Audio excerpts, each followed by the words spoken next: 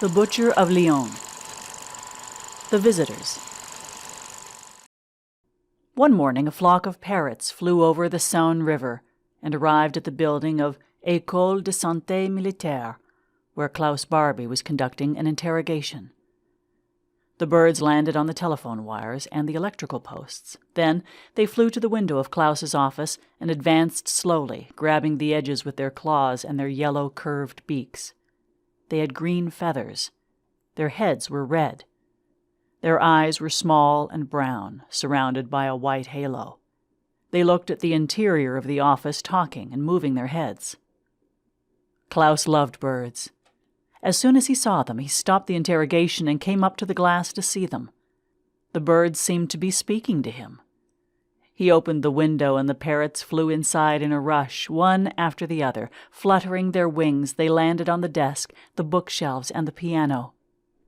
One of them, with the help of its thick yellow beak, climbed on the bronze hat hanger. Another one grasped the frame of Hitler's portrait with his claws and walked sideways on top of it. The black Doberman became restless, sniffed repeatedly, and moaned faintly. The dog looked at the visitors anxiously, but didn't abandon his position. Smiling, the interrogator came near the parrot standing on the bronze hanger and offered his hand. The bird, with its small dark eyes and half-opened yellow beak, raised a claw and grabbed his finger. While walking sideways on it, the visitor said with a deep voice, "Camarade, bonjour. Camarade, bonjour. Good morning, comrade." "Bonjour," replied Klaus. Opening its wings widely, the bird continued, "Je voudrais un paire de chaussures avec un espace pour mes 4 doigts. I would like a pair of shoes with space for my 4 toes."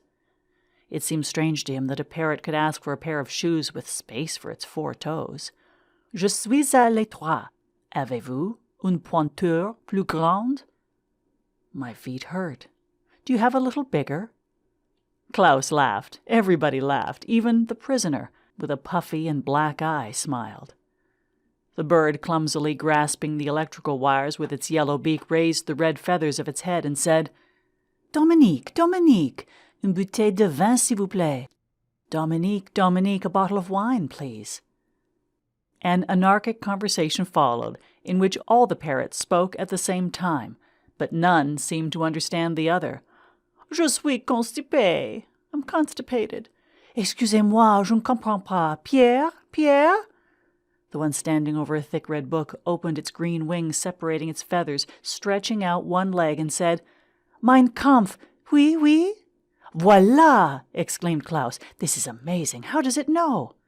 Then the parrot let some wet gray droppings fall over the red cover of the book. Spreading its feet and looking down at it, the bird said, "Qui est l'auteur de ce tableau?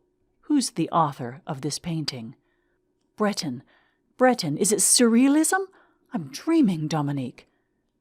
"Camarade? Camarade?" asked the one, pulling the electrical wires with its yellow beak. "Yes." "Camarade, à quelle heure part le train pour Auschwitz?" "At what time does the train to Auschwitz leave?" For a moment, Klaus seemed unable to understand. The parrot asked again, "Oui, oui, pour Auschwitz." "Vous ne me comprenez pas?" "À quelle heure?" "Yes, yes, to Auschwitz. Don't you understand? At what time?" "How much is the ticket to Auschwitz?" asked the one carefully standing on top of Hitler's portrait. Klaus became very serious. "Est-ce qu'un train direct? Is it a direct train?" He flushed and glared at them with hatred. However, the one who offended him the most was the one walking clumsily over the piano, making noise with its claws pressing on the black and white keys. "Tlan, tlon, tlin, tlan, tlon." "Death to Hitler! À bas les Boches! Down with the Germans!" "What?" Klaus said, getting rid of the parrot on his finger. He opened his holster and pulled out his pistol. "Mort à Hitler! Death to Hitler!" screamed another parrot walking sideways. He aimed at the parrot and pulled the trigger several times, but the pistol got jammed. All the birds flew inside the room in chaos and disorder. Finally, the weapon fired, and a big explosion resounded throughout the room. The bullet made a hole on the piano and smashed 2 keys.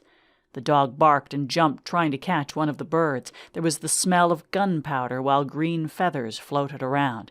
The parrots went out through the window and flew towards the telephone lines. From the distance, one of them squawked again, "Mort à Hitler! Mort à Hitler!" Klaus fired his pistol once more, but didn't hit any of them. The flock dispersed behind the trees. A squad of soldiers on motorcycles wearing thick goggles passed through the street at that moment. Because of the intense noise of their engines, they didn't hear anything.